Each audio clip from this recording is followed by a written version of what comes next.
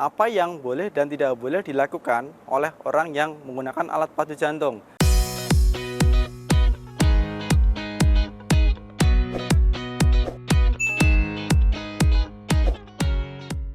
Hai Sobat Sehat, hai Dok, kembali lagi. Kali ini bersama saya Dr. Damar dari Rumah Sakit Umum Pusat Dr. Sarjito. Edisi kali ini kita bakal bahas tema yang menarik, yaitu alat pacu jantung. Kebanyakan orang taunya penanganan jantung sebatas pasang ring saja ya. Padahal ada juga yang namanya pemasangan alat pacu jantung.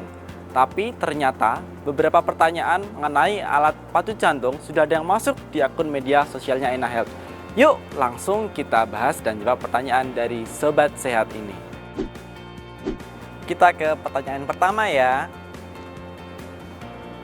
Hai dok, saudara saya ada yang sakit jantung. Katanya AV blok total. Itu apa ya dok? Apa yang harus kami keluarganya lakukan? Katanya harus pakai alat pacu jantung. Oke, kalau tentang total AV blok itu sendiri, itu merupakan salah satu bentuk gangguan dari konduksi atau sinyal listrik dari jantung. Nah, pertanyaan berikutnya, apa yang harus dilakukan? Yang sebaiknya dilakukan oleh keluarga adalah memastikan apakah total AV blok yang dialami oleh pasien tersebut itu merupakan hal yang bahaya, emergensi. Mengapa begitu? Karena ada beberapa kecurigaan penyebab dari total AV blok. Yang pertama, adanya gangguan oksigen atau iskemia dari pembuluh darah jantung koroner. Yang kedua, bawaan lahir. Yang ketiga, penuaan. Yang keempat adalah gangguan metabolik. Sehingga bila dipastikan dulu penyebabnya apa, bisa jadi harus ke dokter jantung, maka akan ditentukan kira-kira pasien tersebut harus menjalani pemeriksaan lanjutan atau harus menjalani terapi lanjutan seperti pemasangan alat pacu jantung. Pertanyaan kedua. Hai dok, alat pacu jantung bisa digunakan berapa lama dan bagaimana cara kerjanya? Mohon penjelasannya dok. Pada prinsipnya alat pacu jantung dibagi menjadi dua. Alat pacu jantung sementara atau temporer dan alat pacu jantung permanen, yaitu ya selamanya. Sehingga bila pertanyaannya bagaimana cara kerjanya, prinsipnya adalah dengan adanya penyakit seperti yang tadi disebutkan total AV blok, maka pacu jantung fungsinya adalah menggantikan dari pacuan listrik yang ada di otot jantung pasien tersebut.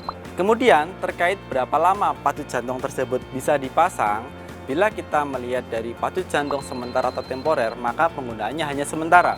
Bisa jadi kurang lebih selama 14 hari atau 2 minggu. Namun, bila diharuskan dipasang alat pacu jantung permanen atau yang selamanya, maka pemasangannya tersebut bisa berlangsung hingga tahunan. Di beberapa literatur disebutkan antara 5 hingga 15 tahun atau 6 hingga 10 tahun. Maka pentingnya bila terdapat kerabat atau tetangga yang merupakan pasien dengan pacu jantung permanen, maka harus ada kontrol berkala ke dokter jantung untuk memastikan kira-kira baterainya masih cukup nggak untuk beberapa tahun ke depan. Pertanyaan ketiga. Hai dok, apakah benar jika menggunakan alat pacu jantung tidak boleh dekat-dekat dengan benda yang memiliki medan magnet? Pada prinsipnya, jarak teraman antara pacu jantung yang dipasang di dada sebelah kiri dengan medan magnet adalah 6 inci atau 15 cm. Namun, bila teman-teman atau kerabat memiliki pasien yang memiliki alat pacu jantung, jangan khawatir, beberapa medan magnet yang ada mungkin di kulkas atau di medan magnet di rumah tangga tersebut ditengarai tidak akan membuat gangguan di aliran listrik dari pacu jantung tersebut.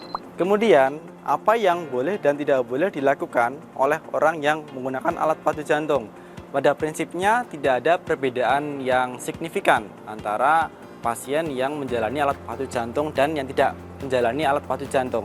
Apalagi sekarang teknologinya sudah modern sehingga alat pacu jantung sudah menjadi suatu standar yang tidak perlu khawatir bila teman-teman atau kerabat mengalami kejadian hal tersebut. Namun ada beberapa hal yang mungkin teman-teman harus memperhatikan. Yang pertama, bila teman-teman kebetulan sedang berkunjung ke mall atau mungkin berkunjung ke airport yang di sana ada alat namanya metal detektor. Jangan khawatir karena dengan melewati metal detektor maka akan ada bunyi yang itu merupakan hal yang tidak akan mengganggu dari kerja alat pacu jantung. Yang kedua, bila ternyata teman-teman atau kerabat teman menjalani pemeriksaan namanya MRI, maka harus diperhatikan karena ada beberapa alat pacu jantung yang tidak aman untuk dilakukan MRI. Namun ada juga alat bantu jantung yang di situ ditulis ada keterangannya MRI safe, maka tidak masalah bila ada keterangan seperti itu. Kemudian yang ketiga, mungkin kaitannya dengan handphone atau cellular phone. Kenapa? Karena ada suatu literatur yang mengatakan bahwa hati-hati antara jarak handphone dan alat bantu jantung. Paling aman seperti yang kami kemukakan tadi, 15 cm. Kemudian terkait dengan aktivitas tidak ada perbedaan yang pasti, sehingga perlunya bila ada teman-teman atau kerabat teman yang menjalani alat bantu jantung, maka kontrol ke dokter jantung untuk kemudian dilakukan pemeriksaan dari olahraga apa aja yang dibolehkan dan yang tidak dibolehkan. Nah, gimana Sobat Sehat? Mudah-mudahan sudah paham ya.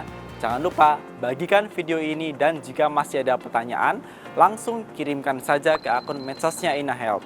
Saatnya saya Dr. Dama dari Rumah Sakit Umum Pusat Dr. Sarjito pamit. Salam sehat dan sampai jumpa.